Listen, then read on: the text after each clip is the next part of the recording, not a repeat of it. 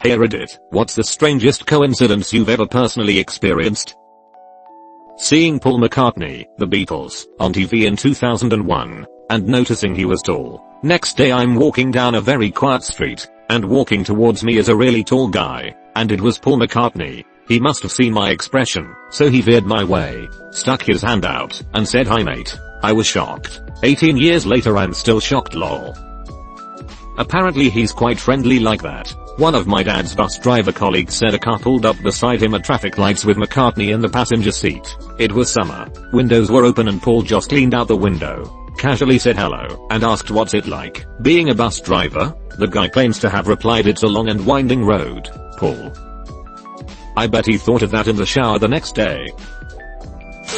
I used to get 2 buses home from work. I got off the first one having left my phone and keys on the front seat of the bus without realizing. Got on the second bus, went to my favorite front seat and my possessions that I didn't know were missing were waiting for me. The bus had changed driver and route. Still freaks my nut out to this day. Phone, wallet, keys.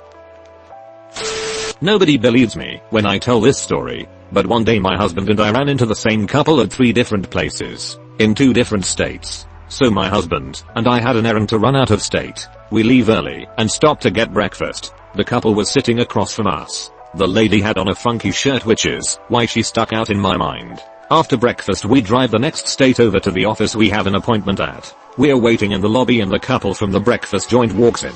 Weird. So we spend the day finishing up our errands and then we drive back home. I didn't feel like cooking, so we stopped to get some dinner at the pub. We sit down at the table, and guess who's already eating at the table behind us? The same friggin' couple. I think you missed a side quest. I was in St. Augustine on vacation. On the way there I just happened to think about this girl I knew back in college in Orlando. Just sorta wondered what she was up to and the like. Sure as shit I ran into her in a bar there the first night. She was there celebrating graduating from PA school. The other night I was making a coffee lost in thought and thinking about a friend I haven't heard from for ages. Go back and there's a message on my phone from him. Was sitting in a restaurant about 200 miles from where I live telling my mother, who was visiting from a different country, about a trip I had to another country, about 6,000 miles away, with a work colleague. And the lady at the table next to us leans over and says, I think you're talking about my son. Turns out I was sitting next to my colleague's parents while showing my mum pictures of our trip. I was in Paris and some Americans were lost. They were the grandparents on edit of my high school classmates from Nebraska. It's a small world. In grade 10 English class, the teacher didn't have anything planned for us to do, and it was close to the end of the year I guess. So she goes to the big cupo board in the corner and pulls out a stack of copies. It's examples of a successful essay written during a final exam. So we can learn what a good one looks like, and how to build a narrative, etc. The topic of these was what was the most pivotal moment of your life. There's 3 examples, ranging in proficiency. We read through the first 2, and I volunteer to read the last one aloud. I start reading, and I stop. The essay was about me. My big sister had gotten a really good mark 6 years earlier on her final exam essay which she wrote about the day I was born. I got pretty emotional about that one. I like the idea that you just get all emotional and stuff while reading, and everyone thought that it was like the best story ever. Like wow, we need to do something like that. But that's awesome.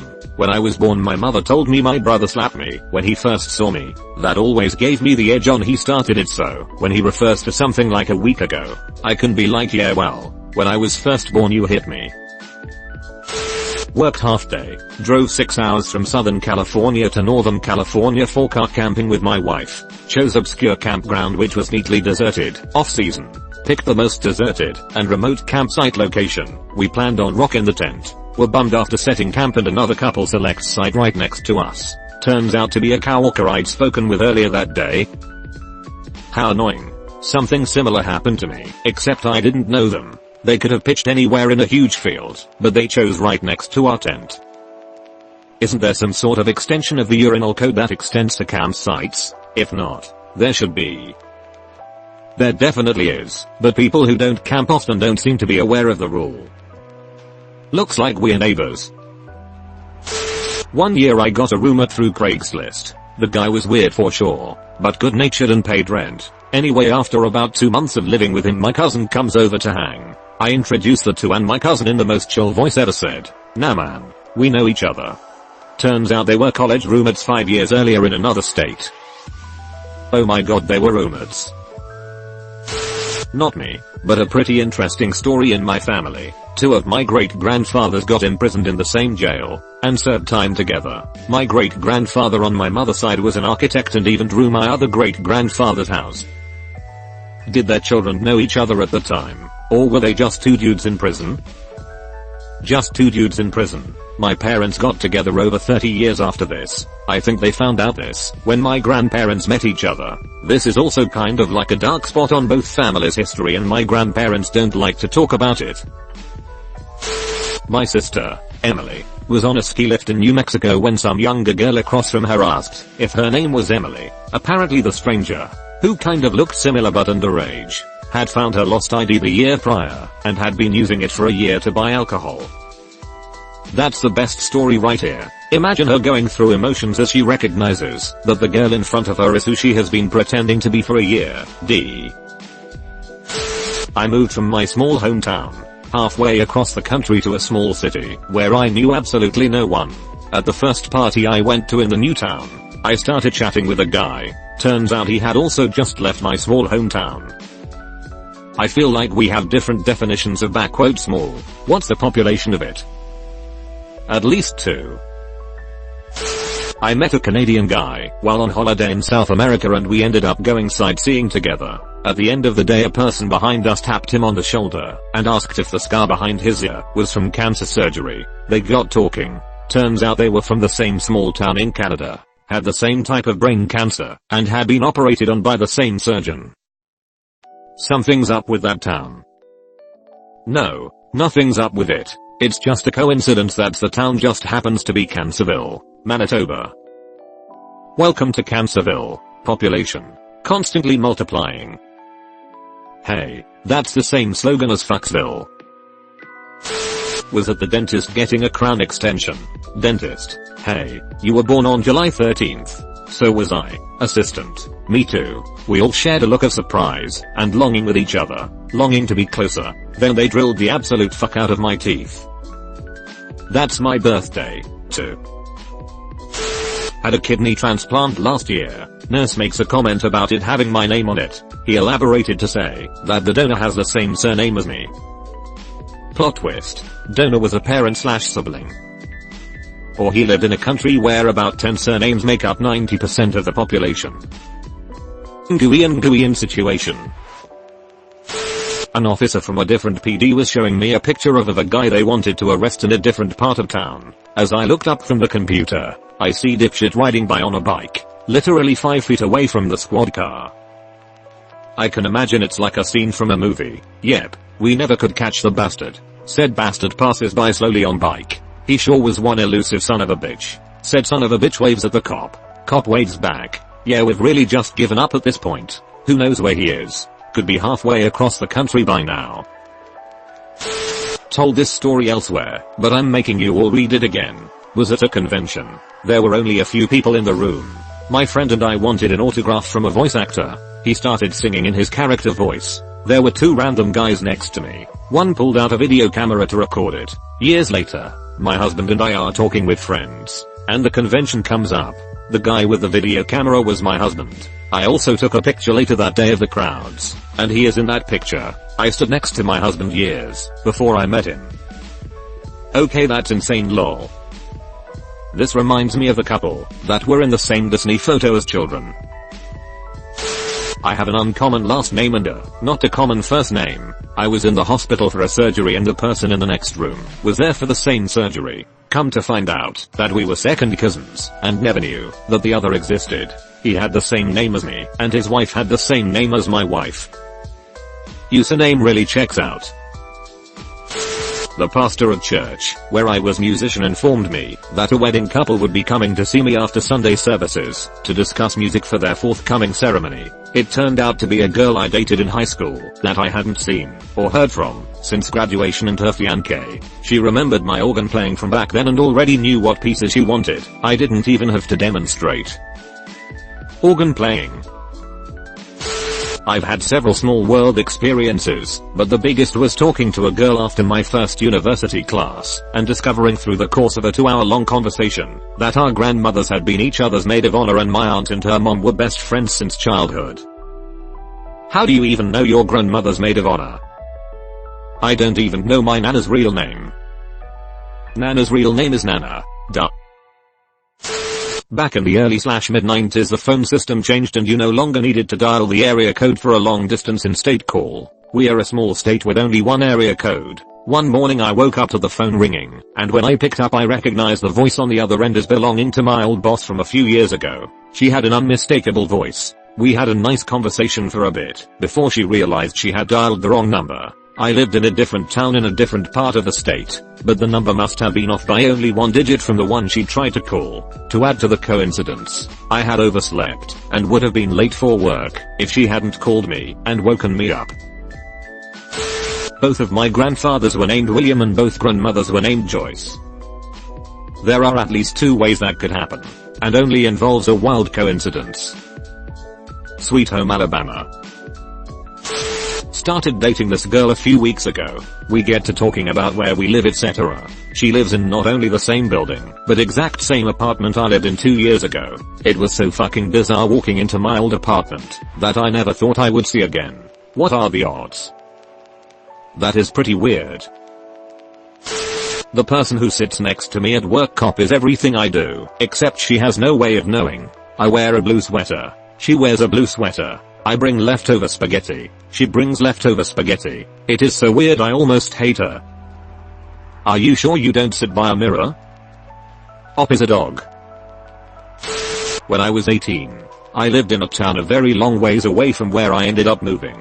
I struck up a friendship with this guy from work in that town. We play Halo, watch movies, ECT, and he was awesome. I ended up moving suddenly due to a family emergency, and never got his contact information. I didn't even remember his name a decade later, but I thought of him often as he was an awesome guy through all the years. 11 years later, I'm working at my job, carpooling with someone from my training class, and one night he asks if I mind his roommate being in the car as he was going to take the car after we got off at work and use it for the night. He introduces us. I turn around, and in the backseat is the guy from the town a very long ways away. We reconnected immediately, and now live together. He's my best friend, for sure, and the godfather to my children. Your coworker must have been more stunned than you two were, lol. Especially since he stole his roommate.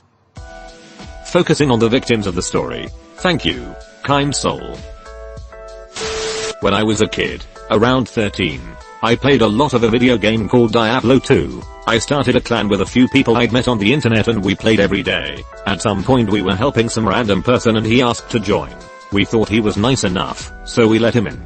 As part of this clan we had a shared account we used to store game items for each other. After about a month of playing, this new guy goes in and changed the password, steals the account and defriends everyone. Completely disappears off the map with all of our stuff. Fast forward a year later, and my family moves to Texas and it's my first day at school. I'm sitting in algebra class talking to the person in the seat next to me, and he mentions he plays Diablo. I said me too, and that I ran a clan and everything. I asked his username, and it was him. 2,000 miles away from where I first virtually met this guy. He's sitting next to me in math class. When I told him mine, his face went into total shock and he didn't know how to respond. It was awkward for sure. Ended up telling him I didn't care, and was over it, but let's just say we didn't end up becoming friends. Probably thought you had tracked him down to exact your revenge. My screen name is Inigo_Montoya. You stole my stuff in Diabo. Prepare to die. Diabo.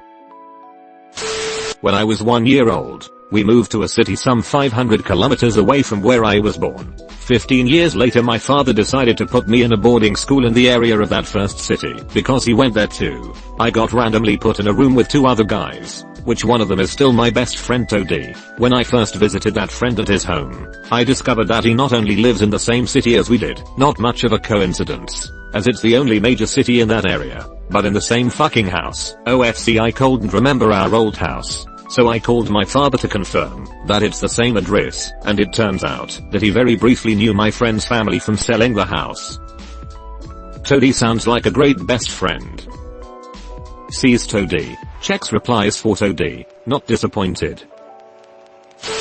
Last summer, I went to New York with my family for a week. A friend of mine that I hadn't seen since she graduated from college was living and working in New York at the time. So we decided to meet up for drinks. As we were walking through Times Square at 11 p.m. on a Saturday, who did we see on the other side of the street but another friend of ours from college. I knew he had been living in New Jersey, but he was in New York for a Grindr date. The three of us went to a bar and talked about life and how none of our friends live in Ireland anymore. They've all moved abroad. It was bittersweet and a crazy coincidence that three friends from a small university in Dublin would serendipitously meet in New York City.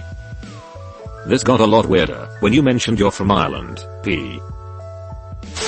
Went to college. Met a cute girl. Where'd you go to high school? She asks. You've never heard of it, I reply. I grew up in a town of 1,200 people. Graduated in a class of about 90. Try me, she says. And that was the beginning of finding out that not only had she heard of it, she had almost attended it, because her family had lived in one of the neighboring towns very briefly when she was growing up.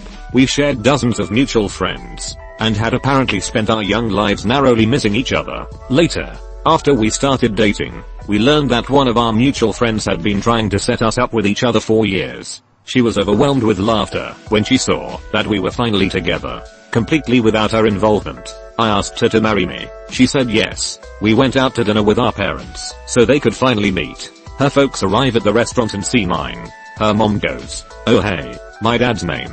So this is your son." Huh. They had been co-workers years ago. Of course. We've been married for 11 years now. Got a good thing going. We intend to keep it. I was worried you were related. And this is why I love Reddit. When I was a kid, while hiking with my dad, I was babbling and said, the teacher told us, if you speak too much a fly will get in your mouth. In the exact moment a fly flew into my mouth. I was riding my bicycle very fast and ran through a group of mosquitoes. One went into my nose which caused me to open my mouth, which resulted in a lot going into it. I crashed sneezing and coughing on the ground trying to get them out. Bystanders thought I was having a seizure or something and tried to help while my friends stood there laughing. You got some great friends lol. My best friend in high school had the same exact locker combination as me in a school of 1,200 people. Saw a combo written on a piece of paper of his, and I asked why he wrote down my combo. He looked confused and said that's his combo. The combination locks are changed and reassigned each year. Everyone had the same locker combo.